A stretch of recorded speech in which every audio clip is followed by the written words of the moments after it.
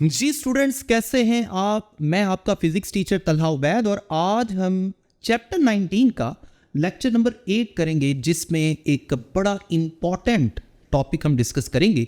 ये long question भी है, शॉर्ट के तौर पे भी इसके अंदर से कुछ स्पेशल केसेस आ सकते हैं। इसका नाम है कॉम्पटन्स इफेक्ट। कॉम्पटन्स इफेक्ट जो है ये बेसिकली कॉम्पटन एक साइंटिस्ट का नाम था। एक खास एक्सपेरिमेंट है, इसको इस साइंटिस्ट ने एक्सप्लेन किया था। इसके बारे में कुछ मेजरमेंट्स की थी, जिसकी बुनियाद पे हमने इसका नाम कॉम्पटन्स इफेक्ट रख दिया। अब कॉम्पटन्स इफेक्ट भी उन टॉपिक्स में शामिल है जिनको क्लासिकल वेव थ्योरी एक्सप्लेन ना कर सकी, और कॉम्पटन ने मॉडर्न फिजिक्स की बेस पर यानी क्वांटम थ्योरी ऑफ लाइट की बेस पर इसको बड़ा सक्सेसफुली एक्सप्लेन किया। तो सबसे पहले मैं आपको एक्सपेरिमेंटल अरेंजमेंट बताता हूँ, उसके बाद मैं ये बताऊंगा कि क्लासिकल फिजिक्स इसको कैसे एक्सप्लेन ना कर सकी और मॉडर्न फिजिक्स की बेस पर कॉम्पटन ने इसको कैसे एक्सप्लेन किया। ये इससे पहले मैं आपको ये भी बता दूं कि कॉम्पटन ने 1923 ये एक्सपेरिमेंट जो है इसको सक्सेसफुली एक्सप्लेन किया और 1927 में इसको नोबेल प्राइज भी मिला था। तो सबसे पहले एक्सपेरिमेंटल अरेंजमेंट है। एक तरफ आपको एक्सरे ट्यूब नज़र आ रही है, बिल्कुल वही एक्सरे ट्यूब जिस तरह की गैस डिस्चार्ज ट्यूब होती थी। ठीक है, 20th चैप्टर में हम एक्सरे ट्यूब को भी डिटेल में पढ़ेंगे, या सिर्फ इतना याद रख लें कि एक्सरे ट्यूब बिल्कुल कैथोड रे ट्यूब जैसी ही है, बिल्कुल सेम वही ट्यूब है। यानी एक तरफ कैथोड है, एक तरफ एनोड है। कैथोड से इलेक्ट्रॉन्स का बीम निकलता है, एनोड पे आके पड़ता है, और फिर एनोड से एक्स रेज निकलती हैं। कैसे निकलती है, क्यों निकलती है, ये हम चैप्टर 20 में डिटेल में डिस्कस करेंगे। बहरहाल यहाँ आपने सिर्फ ये याद रखना है कि जनाब ये एक ट्यूब है जिसके अंदर से एक्स रेज निकल रही हैं। कॉम्पटन ने क्या किया, इन एक्सरे के बीम को या इन एक्सरेज को ग्रेफाइट टारगेट के ऊपर फॉल करवाया और उसने ऑब्जर्व किया, सामने काफ़ी सारे डिटेक्टर्स भी आपको नज़र आ रहे हैं। उसने क्या ऑब्जर्व किया कि एक्सरे का जो फोटोन है या एक्सरे का जो बीम है वो एक खास एंगल पर डिटेक्ट हुआ है। उस एंगल को उसने थीटा का नाम दे दिया। इस एक्सरे के बीम को हम स्कैटर्ड एक्सरे बीम भी कह सकते हैं। अब यहां पर देखिए, इस ग्रेफाइट टारगेट में बेसिकली हुआ क्या था, इसके अंदर एटम्स के पास जो लूजली बाउंड इलेक्ट्रॉन्स थे, इन एक्सरेज ने उन लूजली बाउंड इलेक्ट्रॉन्स में से किसी इलेक्ट्रॉन को एक तरफ नॉकआउट किया और खुद दूसरी तरफ स्कैटर हो गई। अब यहां पर मैं आपको यह भी दिखा देता हूं कि जितने एंगल पे इलेक्ट्रॉन स्कैटर हुआ या नॉकआउट हुआ उसको हमने फाई का नाम दे दिया, और एक्सरे का बीम जिस एंगल पर स्कैटर हुआ उसको हमने थीटा का नाम दे दिया। इस टारगेट से टकराने से पहले एक्सरेज की जो वेवलेंथ थी उसको अगर मैं लैम्डा आई का नाम दूं, लैम्डा आई से मुराद है वेवलेंथ ऑफ इंसिडेंट एक्सरे, और जो बाद में जो एक्सरे की वेवलेंथ है इसे हम लैम्डा एस का नाम दे देते हैं, और लैम्डा एस से मुराद है वेवलेंथ ऑफ स्कैटर्ड एक्सरे। अब यहां पर यह बात भी हम जानते हैं कि वेवलेंथ जो है इसका फार्मूला हम बना सकते हैं। जैसे आपको याद होगा, मैं एक साइड पे ब्रैकेट में मोमेंटम ऑफ फोटोन का फार्मूला बना देता हूं, P is equal to h over lambda. तो यहां से लैम्डा का फार्मूला क्या बनेगा, एच ओवर पी। अब अगर मैं लैम्डा आई का फार्मूला बनाना चाहूं तो वो क्या बनेगा, H over P I. P I से मुराद है momentum of incident x ray photon, और इसी तरह लैम्डा एस किसके इक्वल आ गया, H over P S. P S से क्या मुराद है, momentum of scattered x ray photon. अब देखिए, यहां तो मैं फोटोन का नाम यूज कर रहा हूं क्योंकि हम मॉडर्न फिजिक्स के मुताबिक यानी क्वांटम थ्योरी के मुताबिक इलेक्ट्रोमैग्नेटिक रेडिएशंस को डिस्कस कर चुके हैं। लेकिन जब कॉम्पटन ने इसको एक्सप्लेन किया उससे पहले क्लासिकल वेव थ्योरी के मुताबिक इस फिनोमिना को एक्सप्लेन करने की कोशिशें की गई जो नाकाम रहीं। अब वो क्यों नाकाम रही, देखिए हुआ यूं कि ये जो स्कैटर्ड एक्सरे है ना, जब इसको एग्जामिन किया गया तो इसकी वेवलेंथ ज्यादा थी as compared to incident x ray. यानी मैं यहां पर लिख भी देता हूं, lambda s is greater than lambda i. मैं फिर अपनी बात को रिपीट कर रहा हूं, ये जो इंसिडेंट एक्सरे है जैसे ही ये स्कैटर हुई टारगेट से टकराने के बाद तो इसकी वेवलेंथ में इजाफा हो गया। अब क्लासिकल वेव थ्योरी तो ये कहती थी, जैसे मैं कई दफा आपको बता चुका हूं, क्लासिकल वेव थ्योरी ये कहती थी जनाब कि एनर्जी का वेवलेंथ से कोई ताल्लुक नहीं है।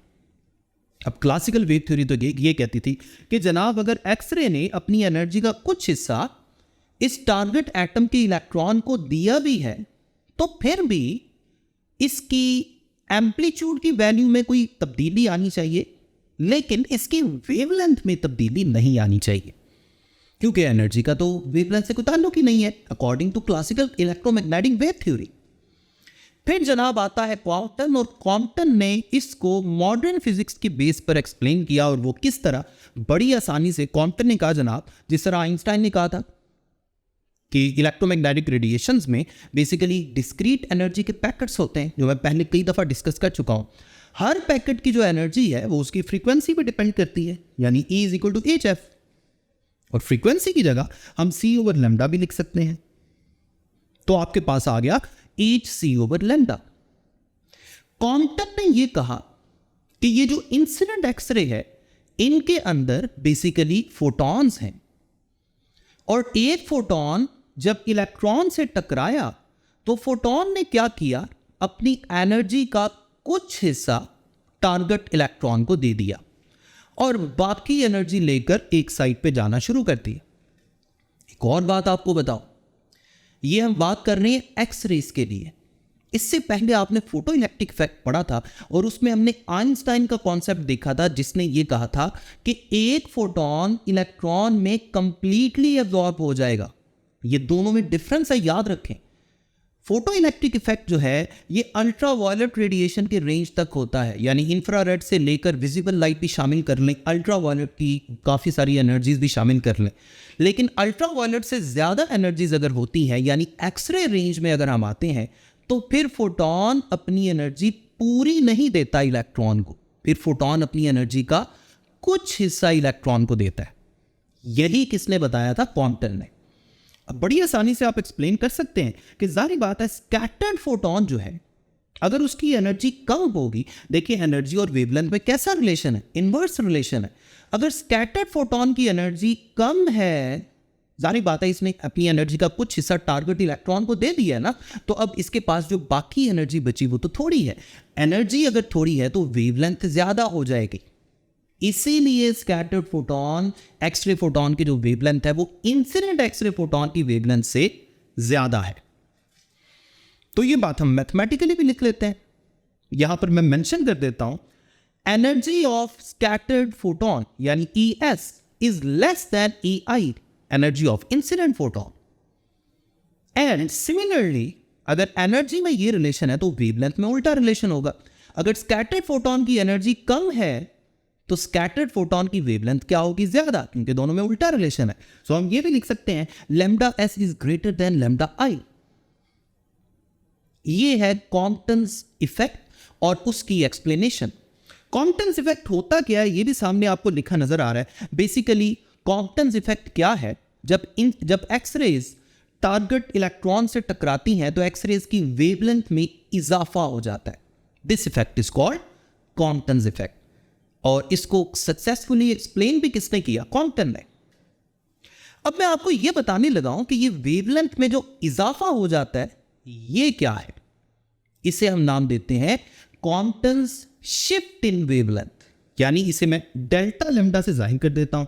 और डेल्टा लैम्डा को अगर मैं लिखना चाहूं तो ये बेसिकली क्या होगा? λS माइनस λI, सिंपली, क्योंकि स्कैटर्ड फोटॉन की वेवलेंथ ज्यादा है और इंसिडेंट फोटॉन की वेवलेंथ कम है। अब क्वांटम ने क्या किया, काफी सारी मैथमेटिकल डेरिवेशंस की बुनियाद पर उसने एक डेल्टा लैम्डा का एक सिंपल तरीन फॉर्म में एक फॉर्मूला भी बनाया। अब उसकी डेरिवेशन तो आपके सिलेबस में नहीं है, हम वो डायरेक्ट फॉर्मूला लिखेंगे। Delta lambda is equal to H/m0c। इसमें H क्या है? प्लैंक्स कांस्टेंट, m0 क्या है? रेस्ट मास ऑफ इलेक्ट्रॉन, और c है स्पीड ऑफ लाइट। और साथ ही अंदर ब्रैकेट में आप देख सकते हैं 1 माइनस कॉज ऑफ थीटा। ये है डेल्टा लैम्डा का फॉर्मूला। और इस डेल्टा लैम्डा को अल्फाज में बोलना हो तो हम क्या कहते हैं? Quantums shift in wavelength, delta lambda. अब यहां पर ये जो H/m0c आप देख रहे हैं ना, इसको अलग से मैं यहां पर लिख रहा हूं, और इसमें H, m0 और c इनकी वैल्यूज पुट करके एक कांस्टेंट का आंसर आएगा, वो भी आपने याद रखना है। अगर आप एज की वैल्यू पुट करें तो आपके सामने एज आ गया 6.63 इंटू 10⁻34। इसी तरह m not rest mass of electron 9.1 into 10⁻31। और इसी तरह स्पीड ऑफ लाइट की जगह आपके पास आ गया 3 इंटू 10⁸। जब आप इनको सॉल्व करते हैं तो आपके पास आंसर आता है 2.43 इंटू 10⁻12। और इसका और करें, यूनिट क्या आ रहा है, मीटर। ये जो वैल्यू है ना, इसे नाम दिया जाता है कॉम्पटन्स वेवलेंथ, कॉम्पटन की वेवलेंथ। वो जो डेल्टा लैम्डा था उसका हमने नाम क्या रखा था, कॉम्पटन्स शिफ्टिंग वेवलेंथ। और ये क्या है, एच ओवर एम नॉट सी, जिसकी वैल्यू अभी अभी मैंने आपको बताई 2.43 इंटू 10⁻12 मीटर। ये क्या है, दिस इज कॉम्पटन्स वेवलेंथ। तो ये तो इस फॉर्मूला के बारे में थोड़ा सा था। इसमें थीटा एंगल किसको जाहिर कर रहा है, this is the scattering angle of x rays, यानी एक्स रेज जितने एंगल पे स्कैटर हुई हैं ये बेसिकली वो वाला थीटा है। अब इस फॉर्मूला को लेकर हम कुछ स्पेशल केसेस देख लेते हैं, बड़े आसान से केसेस हैं। यानी हम थीटा की डिफरेंट वैल्यूज पुट करेंगे और डेल्टा लैम्डा की डिफरेंट आंसर निकालेंगे। सबसे पहला जो स्पेशल केस है उसमें फर्ज कर लें कि थीटा है जनाब 0। थीटा 0 होने का मतलब क्या है, सिंपली थीटा 0 होने का मतलब ये है कि जो एक्सरेज आई थी वो बगैर स्कैटर हुए सीधे ही पास कर गई हैं। अब हम देखते हैं इसका मैथमेटिकल मतलब क्या है। जरा गौर करें, जब मैं थीटा की जगह 0 पुट करूंगा तो कॉस 0 किसके इक्वल आता है, 1 के। ब्रैकेट के अंदर 1 - 1 किसके इक्वल आ जाएगा, 0 के। तो सारा कुछ 0 हो गया, यानी डेल्टा लैम्डा का आंसर क्या आ गया, 0। So we can say that if X-rays passes without any scattering, if scattering angle is 0, then Compton's shift in wavelength is 0। यानी कह सकते हैं कि Compton's इफेक्ट हुआ ही नहीं है। अब आ जाते हैं सेकंड केस की तरफ। सेकंड केस में फर्ज कर लें कि थीटा की वैल्यू है 90 डिग्री, यानी एक्सरेज का बीम आया और सीधा 90 डिग्री पे स्कैटर हो गया। अब जब आप यहां थीटा की जगह 90 पुट करेंगे तो cos 90 क्या होता है, 0। cos 90 0 होगा तो 1 - 0 ब्रैकेट के अंदर 1 रह गया। तो हमारे पास आंसर क्या बचा, delta lambda is equal to h divided by m naught c. हम कह सकते हैं Compton's shift in wavelength is equal to Compton's wavelength. कब, व्हेन थीटा इज 90 डिग्री। अब एक तीसरा केस है, वो भी बड़ा सिंपल है। यानी अगर मैं फर्ज कर लूं थीटा 180 है, यानी एक्सरे का बीम आया, टकरा के उल्टे कदमों वापस भाग गया, फिर क्या होगा, जरा पुट करके देख लें। cos 180 क्या हो जाता है, -1, पीछे एक और माइनस है, वो माइनस इस माइनस को प्लस कर देगा, तो 1 + 1 क्या हो गया, 2।